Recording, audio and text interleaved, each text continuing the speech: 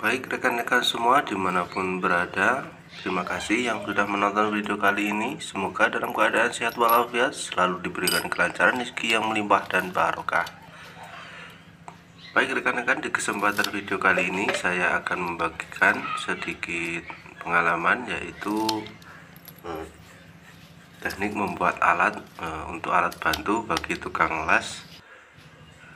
Untuk bahannya sendiri saya menggunakan pipa hulu 6x6 dan juga ada baut 12an dengan panjang 5 cm dan juga ada besi beton kecil dengan ukuran 8 cm.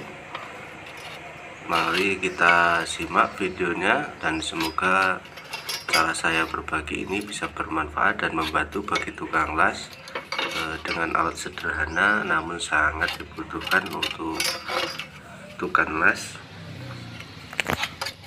Baik rekan-rekan, sambil melanjutkan menonton videonya, mohon dibantu terlebih dahulu untuk mensubscribe dan juga nyalakan loncengnya agar tidak ketinggalan informasi berikutnya dari channel ini.